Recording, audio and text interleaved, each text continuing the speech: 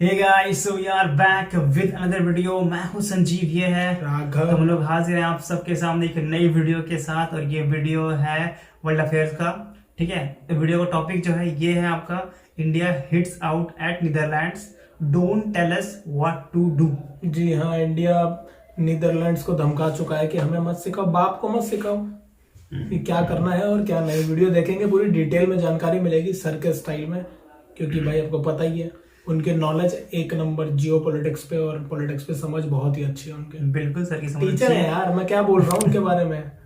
ठीक है, तो वीडियो करते हैं शुरुआत करने से पहले वीडियो कर दें आप लाइक, शेयर और चैनल को सब्सक्राइब। बिल्कुल, और हम लोग अवेलेबल हैं सोशल मीडिया हैंडल्स पर भी। फेसबुक और इंस्टाग्राम का लिंक मिल जाएगा आपको वीडियो के डिस्क्रिप्शन में, जाएं और हमें जरूर फॉलो करें। यस, आइए वीडियो चेक करते हैं, लेट्स गो।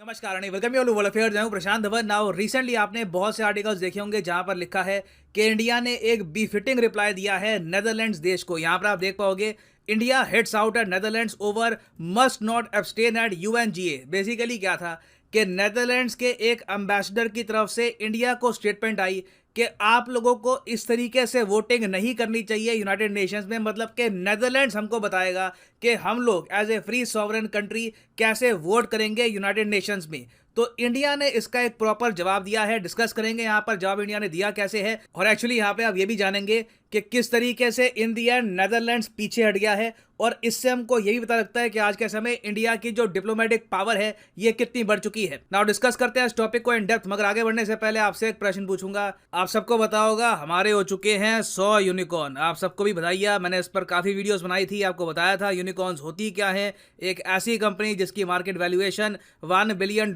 या फिर उससे ऊपर लग चुकी हो। तो ऐसी 100 स्टार्टअप्स इंडिया में आ चुकी है। Great news for India. तो आपको यहाँ पर सिंपली ये बताना है कि ऑफिशियली इंडिया का 100वां यूनिकॉर्न स्टार्टअप कौन सा है। ये है यहाँ पे आपकी option: fractals, sports 24/7, open money या फिर GDB 360। कमेंट सेक्शन में करिए उत्तर। सही आंसर आपको मिलेगा वीडियो के अंत में। ना पहली बात यहाँ पे आपको समझना होगा कि नेदरलैंड्स एज ए कंट्री है कहाँ पर। यहाँ पर आप देख पाओगे यह है एशिया का मैप और यह है हमारा प्यारा भारत। और यूरोप में आपको दिखेगा नेदरलैंड्स। रशिया से बहुत दूर है, यूक्रेन से काफ़ी दूर है। यहाँ पे आप देखोगे नॉर्दर्न सी के करीब आपको मिलेगा नेदरलैंड्स।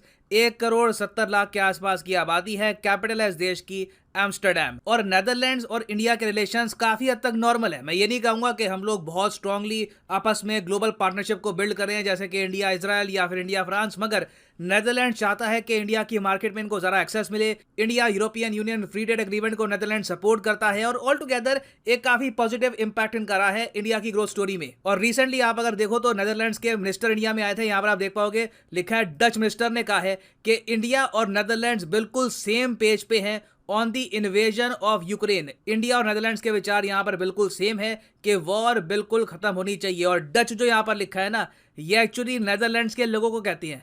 ठीक है, नेदरलैंड्स के लोगों को नेदरलैंडर्स कुछ नहीं कहते, दे आर कॉल्ड डच। तो हाई लेवल पे आप अगर देखो तो काफी हद तक अच्छी अंडरस्टैंडिंग है इंडिया और नेदरलैंड्स की। फिर आते हैं यहाँ पर ये जनाब जिनका नाम है कारेल वान ओस्टेरोम। मैं इनको कारेल बुलाऊंगा। नाउ कारेल आज के समय ऑनवॉय हैं ऑफ नेदरलैंड्स टू ब्रिटेन। मतलब कि इंडिया से इनका कोई रिलेशन नहीं है। ये नेदरलैंड्स के एम्बेसडर टू इंडिया नहीं है, ना नेदरलैंड्स के विदेश मंत्री हैं, ना इनके फॉरेन सेक्रेटरी हैं। ये एक्चुअली बैठे हैं आज के समय यूनाइटेड किंगडम में। अचानक से क्या हुआ कि इंडिया के जो परमानेंट रिप्रेजेंटेटिव हैं to the UN security council, Tirumurti साहब, जब इन्होंने एक स्टेटमेंट की कि देखिए इंडिया आगे ये बोलेगा यूएन सिक्योरिटी काउंसिल में, क्योंकि इंडिया एक मेंबर है यूएन सिक्योरिटी काउंसिल में, तो ये हमारा स्पीच रहेगा, ये हम पॉइंट्स रखेंगे यूक्रेन वॉर के बारे में, रशिया यूक्रेन कॉन्फ्लिक्ट के बारे में। अब अचानक से यहाँ पर बिना वजह कारेल ने कमेंट कर दी, इसके नीचे ट्वीट कर दी कि you should not have abstained in the general assembly, respect the UN charter. अब आप इनकी लैंग्वेज देखिए, एक तरीका देखिए इनके बोलने का। ओपनली इंडिया के जो परमानेंट रिप्रेजेंटेटिव हैं इनको यू करके बात कर रहे हैं। और आगे ये भी कह रहे हैं कि जिस तरीके से इंडिया ने एब्सटेन किया है काफ़ी बार यूक्रेन वॉर की वोटिंग के ऊपर, तो इंडिया को ये नहीं करना चाहिए था और इंडिया को रिस्पेक्ट करना चाहिए यूनाइटेड नेशंस के चार्टर को। अब ये जो स्टेटमेंट है इनकी बिना वजह आ गई अचानक से। इवन तो यहाँ पर मुझे ऐड करना पड़ेगा कि यूनाइटेड नेशंस का कोई भी रेजोल्यूशन अभी तक जो पास हुआ है उसका कुछ इम्पैक्ट नहीं हुआ है यूक्रेन वॉर पे, क्योंकि यूनाइटेड नेशंस जनरल असेंबली के जो भी ये रेजोल्यूशन रहते हैं इनका कोई इम्पैक्ट नहीं होता, ये लीगली बाइंडिंग नहीं होते। तो इवन दो बहुत से देशों ने 141 कंट्रीज ने मिलकर आलोचना करी रशिया की over the invasion of Ukraine, इससे ग्राउंड लेवल पर कुछ भी चेंज नहीं हुआ। नाउ इंडिया ने यहाँ पर इस रेजोल्यूशन के अगेंस्ट वोट नहीं किया, ये रेजोल्यूशन आराम से पास हो रहा था, हम लोगों ने बस यहाँ पे एब्सटेन कर दिया जिस तरीके से कई और कंट्रीज ने किया है। फॉर एग्जांपल चाइना ने एब्सटेन कर दिया था, बांग्लादेश ने, श्रीलंका ने, साउथ अफ्रीका ने, तो इंडिया ने भी यहाँ पर एब्सटेन कर दिया। तो ये यहाँ पर कह रहे हैं कि you should not have abstained, तुम्हें रशिया के अगेंस्ट वोट करना चाहिए था। अब इसके रिप्लाई में आप देखोगे कि इंडिया के जो परमानेंट रिप्रेजेंटेटिव हैं to the UN security Council, इन्होंने यहाँ पर यह बोल दिया कि kindly don't patronise us ambassador, हमें पता है क्या करना है, आप हमको नहीं बताओगे कि कहाँ पे हमको वोट करना है या फिर क्या हमको करना चाहिए यूएन में। और जो ये लाइन होती है ना, डोंट पेट्रोनाइज मी, इसका मतलब ये होता है कि मान लो अगर एक आदमी है वो आपसे ऐसे बात कर रहा है जैसे आप उससे छोटे हो, आपको फॉलो करना है कि वो क्या कर रहा है, आप बेसिकली आपका स्टैचर छोटा है उसके सामने और वो बिल्कुल यहाँ पे आपको इंस्ट्रक्शंस दे रहा है, इवन दो उसकी लैंग्वेज फ्रेंडली है मगर वो इंस्ट्रक्शंस दे रहा है, तो उसके रिप्लाई में आप कह सकते हो कि don't patronise me. Don't patronise me का मतलब सिंपली ये होता है, ट्रांसलेशन ये है कि मुझसे ऐसे बात मत करो या फिर मुझको ऐसे ट्रीट मत करो कि जैसे मैं एक बच्चा हूं या फिर कोई इन्फीरियर आदमी हो जिसको हेल्प की आवश्यकता है, जिसको तुम बताओगे कि क्या करना है। और आप अगर नेदरलैंड्स के जो ये एम्बेसडर हैं टू द यूके, इनकी भाषा देखो तो ये पैट्रोनाइज ही कर रहे थे। जिस तरीके से ये यू करके बात कर रहे हैं कि तुमको ऐसा नहीं करना चाहिए था, ये ऐसे बात कर रहे हैं कि जैसे ये बहुत स्ट्रांग है, बहुत एडवांस्ड है और ये इंडिया को लिटरली ऑर्डर दे रहे हैं कि हमको क्या करना चाहिए। जबकि Netherlands of all the countries, हम तो यूएस की नहीं सुनते, आई मीन नेदरलैंड्स को तो हम बहुत कुछ बोल सकते थे मगर इंडिया ने यहाँ पे मैं कहूँगा कि एक मर्यादा रखी है, लैंग्वेज में काफ़ी हद तक एक डेकोरम रखा है और एक प्रॉपर रिप्लाई किया है कारेल को। अब उसके बाद क्या हुआ, उसके बाद देखिए कारेल भगलिए, कारेल ने यहाँ पर बिल्कुल अपनी जो ट्वीट है डिलीट कर दी। जो मैंने आपको यहाँ पर ट्वीट दिखाई है ये एक्चुअली स्क्रीनशॉट्स हैं पहले के। आज के समय आप अगर देखोगे तो त्रिमूर्ति साहब के नीचे की जो ट्वीट है वहां पे कारेल की ट्वीट आपको गायब मिलेगी। और यहाँ पर हुआ क्या होगा कि नेदरलैंड्स की सरकार में ही जो हायर अप जो इनके मिनिस्टर्स हैं उन्होंने ही कारेल को पकड़ा होगा और बोला होगा कि आपको यहाँ पर बिना वजह एक इतने बड़े कंट्री, एक इतने स्ट्रॉन्ग कंट्री के अगेंस्ट बोलने की क्या आवश्यकता है जब ऑलरेडी हमारे मिनिस्टर्स, हमारी सरकार उनसे बातचीत कर रही है यूक्रेन इशू के मामले में। और अगर आप जानना चाहते हैं कि मगर फिर भी कारेल ने इनिशियली ये स्टेटमेंट क्यों दी थी, तो देखिए यहाँ पर मैं कहूँगा मीडिया का इम्पैक्ट। अब कारेल वॉन की जो एज है इसके हिसाब से आप समझ सकते हैं कि इनकी पढ़ाई हुई है 1970s 80s के आसपास में। आज भी ये मेंटली व्यू करते होंगे इंडिया को as a very inferior country जो बिल्कुल सुनेगा वेस्ट की और बिल्कुल वेस्ट के हिसाब से चलेगा। जो अब इंडिया बन चुका है ये वेस्ट में भी कई लोगों को पता नहीं है। एक्चुअली मैं यहाँ पर कहूँगा कि जो मेजॉरिटी पॉपुलेशन है यूएस, यूके, इवन यूरोप के बाकी कंट्रीज में, इनको अभी तक प्रॉपर अंदाजा नहीं है कि इंडिया चाइना क्या बन चुके हैं, चाइना कहाँ पे पहुंच चुका है, इंडिया कहाँ पे इन द फ्यूचर पहुंचने वाला है और किस तरीके से global order in the future radically change हो जाएगा। ऑफ कोर्स जो लोग फॉरेन पॉलिसी में डीपली इन्वेस्टेड हैं, जो लीडर है कंट्रीज के, जो बहुत पढ़े लिखे लोग हैं, उनको तो इसके बारे में पता होगा मगर जनरल पॉपुलेशन को इसके बारे में इतना आइडिया है नहीं। तो कारेल साहब ने डेफिनेटली कुछ आर्टिकल पढ़ लिए होंगे वहां पर कि जी इंडिया साथ नहीं दे रहा है वेस्ट का, इंडिया तो रशिया का सपोर्ट कर रहा है, तो जज्बातों में बहकर इन्होंने सीधा यहाँ पर एक कमेंट कर दी। और फिर नेदरलैंड्स की सरकार में जो हायर अप्स में जो इनके मिनिस्टर्स हैं उन्होंने ये कहा होगा कि देखिए इंडिया हमारे लिए बहुत ही इंपॉर्टेंट कंट्री है। रिसेंटली ही इनके प्रेसिडेंट नेदरलैंड्स आए थे, इनका बहुत ही भव्य तरीके से वेलकम हुआ। यहाँ पर आप देख पाओगे रामनाथ कोविंद जी ये नेदरलैंड्स में थे, 6 अप्रैल की ये फोटो है, यहाँ पर आप देख पाओगे इस तरीके से इनका वेलकम हुआ, डिनर होस्ट किया गया। जो नेदरलैंड्स के किंग हैं, जो क्वीन है, इन्होंने यहाँ पर एक कल्चरल प्रोग्राम भी देखा और ओवरऑल दोनों कंट्रीज ने climate change, artificial intelligence, various aspect में मिलकर काम करने की यहाँ पर बात भी करी है। और इसी वजह से जो वो पेट्रोनाइजिंग ट्वीट है ये आज के समय डिलीट हो चुकी है। अगर ये आज के समय टाइम होता 1980s का, 90s का, इवन जो 2000s का जो टाइम है वहां पर भी मैं आपको बता दूं ये ट्वीट डिलीट ना होती, ये ट्वीट वही बनी रहती और हम लोग अगर थोड़ा बहुत प्रोटेस्ट करते भी तो नेदरलैंड्स कहता कि फ्रीडम ऑफ स्पीच है, सबको बोलने की आज़ादी है। बट इस इंसिडेंट से यहाँ पे आप समझ सकते हैं कि इंडिया आज के समय एक प्रॉपर रिप्लाई भी करता है and at the same time बाकी कंट्रीज समझती भी हैं कि इंडिया की इंपॉर्टेंस क्या है। ना वापस आते हैं एमसीक्यू की तरफ कि देखिए भारत को मिल चुका है 100वां स्टार्टअप, इसका नाम क्या है? तो नाम है देखिए इसका ऑप्शन सी, ओपन मनी। यहाँ पर आप देख पाओगे ट्वीट है Open Money, the Indian startup ecosystem just hit a century today, we are excited to become the 100th unicorn from India. यहाँ पर आप देख पाओगे ये है Open, world's largest SME neo booking platform और ये बना है भारत का 100वां। यहाँ पर मैं ये भी ऐड कर दूं कि अनअकैडमी का एक स्पेशल ऑफर चल रहा है यूपीएससी कॉम्बो कोर्स में। ये ऑफर कुछ ही दिनों में खत्म हो जाएगा। आपको यहाँ पर करना क्या है, कमेंट सेक्शन में जाओ, यहाँ पे आपको मिलेगा link, use code P10 to get discount. इस लिंक पे करो क्लिक और यहाँ पे आप यूपीएससी का स्पेशल कॉम्बो पैकेज परचेज कर पाओगे, जिसके अंदर प्रीलिम्स, मेंस, ऑप्शनल तीनों की ही तैयारी आपकी इकट्ठा हो जाती है। और यहाँ पे आपको क्लिक करना है पिक ए प्लान पर। और अभी देखो क्या होगा कि अगर आप 24 महीने का कोर्स परचेज करते हो तो आपको एडिशनल 6 महीने मिल जाएंगे, तो 24 महीने के ऑटोमेटिकली आपके बन जाएंगे 30 महीने। तो अगर आप अभी कॉलेज स्टूडेंट हैं, 2-3 साल का टाइम है, आराम से 2024-25 में एक बार यूपीएससी का अटेम्प्ट देना है, तो आप ये कोर्स कर सकते हैं परचेज। 24 मंथ का कोर्स है, एडिशनल 6 मंथ्स आपको मिलेंगे। मगर जो यहाँ पे प्राइस लिखा है ये भी पे करने की आवश्यकता नहीं है, सिंपली यहाँ पर कोड यूज करो PD10 and the prices will start falling. So use the code PD10 and save money. So इसी नोट के साथ ये है वीडियो का अंत। Thank you for listening and as always god bless you all. Okay sir, video हो गई and और बात हुई है नीदरलैंड के अंदर कैसे भारत ने डंडा दिया है, उसके ऊपर बात हुई है। कैसे डिलीट किया है ट्वीट, कैसे उन्होंने हिम्मत की करने की, और उस बंदे ने की जिसका कोई रिलेशन ही नहीं है दूर दूर तक इंडिया के मैटर में, इंडिया और नीदरलैंड्स के मैटर तो में। वही बात होगी, तू कौन मैं खामखा। मैं खामखा उड़ता हुआ तीर, इसे ही कहते हैं कि अपने अंदर ले लेना भाई। और उसके बाद जो उसने ट्वीट डिलीट किया है तो और बेइज्जती। इससे ज्यादा शर्मनाक बात कुछ हो ही नहीं। इसे कहते हैं थूक के चाट लेना। थूका भाई ने, पहले सोचा कि पुराना इंडिया है, कोई तो रिप्लाई देगा नहीं। आपको बताऊं कि जो TS तिरुमूर्ति जी हैं वो UN में परमानेंट हमारे रिप्रेजेंटेटिव है शायद, वही मैंने देखा। क्योंकि अभी जब इंडिया वो था ना, टेम्परेरी प्रेसिडेंट होता है, वहाँ पे प्रेसिडेंट बनाया जाता है। जब अफगानिस्तान की प्रॉब्लम चल रही तब इंडिया था, तो मैंने उनको देखा, वही रिप्लाई देते हैं इंडिया की तरफ से, जो भी स्टैंड होगा इंडिया का वही रखते हैं वहाँ पे।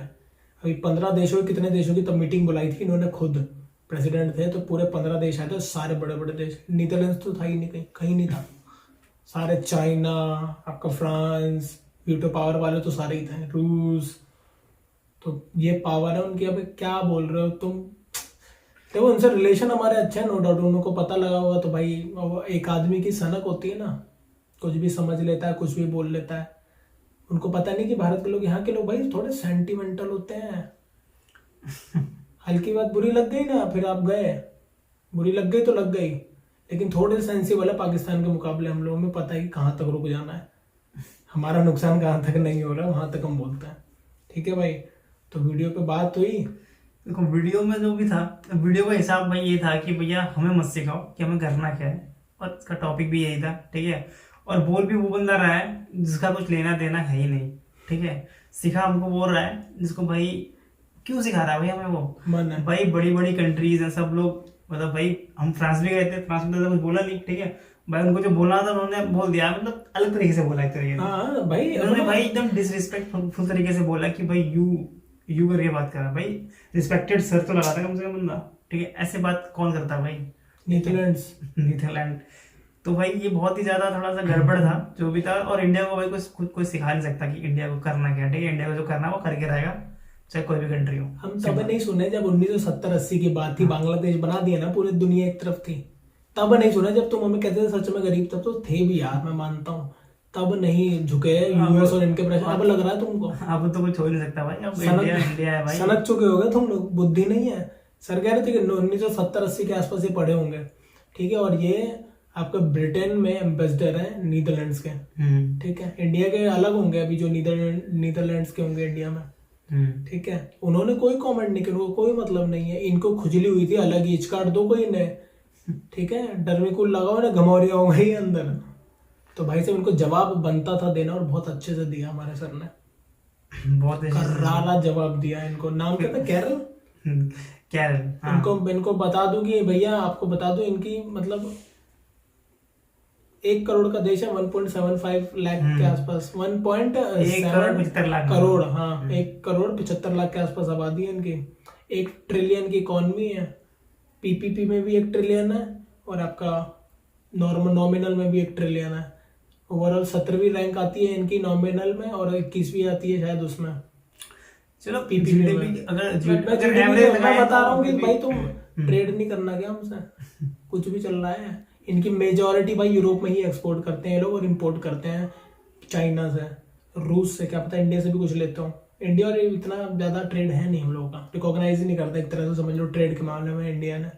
मतलब नीदरलैंड ऐसी कंट्री है कि भाई को कुछ लेना देना इतना कुछ है नहीं, ठीक है। थोड़ा सा दब के थोड़ा सा नीदरलैंड्स भाई देखो फ्रांस और जर्मनी के बीच में ट्राई जंक्शन बनाता है, सीधी जितना बात है। मतलब जितना फ्रांस और इटली वगैरह कंट्री, जर्मनी जो है एकदम खुल के सामने आते हैं। लेकिन ये बात है कि यूरोप के मोस्ट डेवलप्ड देशों में काफी अच्छे रैंक पे है यार, ये भी टॉप में मान लो, क्योंकि यहाँ पे देखो ICJ है, international court of justice, the Hague में इनके, ठीक है। और जो भी कोई गवर्नमेंट की ऐसी संस्थान होती है ना, अंतर्राष्ट्रीय संस्थान है, समझ रहे हो आप, अंतर्राष्ट्रीय ऑर्गेनाइजेशन, इंटरनेशनल ऑर्गेनाइजेशन होती है, ICJ हो गया, UNGA हो गया, तो ये बड़े सही जगह पे रखी जाती हैं देख देख के। तो डेवलप्ड नेशन है। बाकी तो मैंने देखा था जब कुलभूषण जाधव जी का केस चल रहा था पाकिस्तान के खिलाफ, इंडिया रिप्रेजेंट कर रहा था द हेग में, तो वहाँ के भाई मीडिया से मैंने देखा लोकेशन वगैरह भी, तो भाई जगह तो अच्छी है भाई, पर दिमाग थोड़ा सा सही रखो यार, ऐसा मत करो। अब लेकिन अब मुझे लगता है कि एक बंदे के ऊपर पूरी कंट्री को जज भी करना नहीं, कंट्री को जज नहीं करना, मैं बता रहा हूँ उन्हें।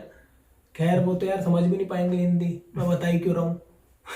इंग्लिश में भी कर सकते हैं हम लोग, ऐसी बात कर सकते हैं, लेकिन हमारी जो ऑडियंस है भाई वो मैक्सिमम हिंदी। तो ये है, मैं अपनी ऑडियंस को बोलूं, मैं इसलिए कह रहा हूँ कि भाई देख के बात करनी चाहिए। हम लोग एलिफेंट है तुम्हारे सामने, चाइना कहता मैं एलिफेंट, तो तुम क्या हो फिर? अगर मैं वैसे बात करूं सिर्फ GDP के मामले में भी, क्योंकि पैसा ही तो है। तुम ये लोग रूस से भाई खरीदते हैं क्रूड ऑयल, उसको रिफाइन करते हैं जैसे इंडिया करता है, खरीदते हैं हम लोग भी, रिफाइन करते हैं और फिर बेच देते हैं यूरोप में, जर्मनी को बेच देते हैं, एक्सपोर्ट वगैरह यही सब है, ब्रिटेन को बेच देते हैं, USA को भी बेच देते हैं सब। तो इनका यही है, रिफाइनिंग प्रोडक्ट्स हो गए, कंप्यूटर्स हो गए, ब्रॉडकास्टिंग डिवाइसेस हो गए, ये सब ये लोग बेचते हैं। इसी से इनकी इनकम है मेन, जो एक्सपोर्ट करते हैं। इंपोर्ट में तो आपको मैंने बता दी, सबसे बड़ा तेल और खाद्यान्न, जो भी चीजें खाने वाने का चीज।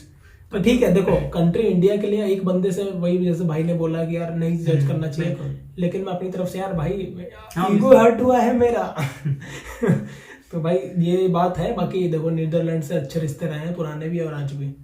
और अभी हमारे जो देश के प्रेसिडेंट गए थे यार, अभी अच्छे से 1.5-2 महीने पहले।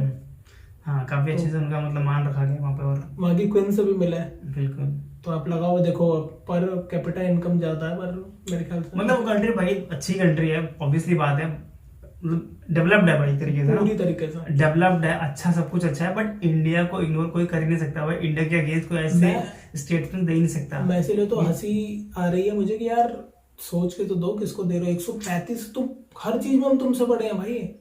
और इसीलिए वो जो वर्ड का यूज किया पैट्रोनाइजिंग, इसीलिए किया गया कि जो चाइल्ड नहीं है हम तुम्हारे, हमें मत बताओ कि हमें क्या करना है। पर इंडिया भाई फास्टेस्ट ग्रोइंग इकोनॉमी है, सब जानते हैं। और इंडिया का जो मतलब जो इन्फ्लुएंस है ना, हर कंट्री को पता है कि भाई अगर हमें कुछ करना है, अगर आगे बढ़ना है, कुछ पावर गेन करनी है, अचीव करना है कुछ, तो भाई इंडिया को कैन नॉट दरकिनार नहीं कर सकते। बहुत जल्द हमारे एक्सपोर्ट्स ना 1 ट्रिलियन के हो जाएंगे, जितनी तुम्हारी GDP है। सिर्फ एक्सपोर्ट बता रहा हूँ हमारे। तो आप खुद लगा लो कि आप क्या कह रहे हो। चलो मैं कह रहा हूँ कि आपको लगता है गलत, ठीक है यार, अपना आपने बोल दिया, जवाब मिल गया तो डिलीट क्यों किया? मेरे को उससे बड़ी दिक्कत है, डिलीट नहीं करना था, रखे रहो। फिर आपने बोल दिया तो रखे रहो। फिर यही बस बात है भाई। वीडियो करेंगे एंड, बाकी तो वीडियो में आपने देख लिया, कुछ खास है नहीं वैसे। वीडियो में यही था, इस स्टेटमेंट को लेकर सर ने एक वीडियो बना दी, उसके पास पर अच्छी थी वीडियो, हमको जानकारी तो चाहिए थी कौन कौन क्या कर रहा है, पता होना चाहिए भाई। बिल्कुल करंट अफेयर्स का वीडियो था, एक तरीके से वर्ल्ड अफेयर्स का वीडियो जो करंट अफेयर्स कवर भी कर रहा है, तो ठीक है। इन्होंने नाम भी अपने चैनल का वर्ल्ड अफेयर्स रखा है, ठीक है। तो ये था वीडियो, होप कि आपको वीडियो पसंद आया होगा। पसंद आया तो भाई लाइक कर दे, शेयर कर दे और चैनल को सब्सक्राइब कर दे। बिल्कुल। और हमसे जुड़ने के लिए आप फेसबुक और इंस्टाग्राम पर भी जा सकते हैं, दोनों का लिंक मिल जाएगा आपको वीडियो के डिस्क्रिप्शन में। ठीक है, मिलेंगे आपसे नेक्स्ट वीडियो में। Till then take care, bye.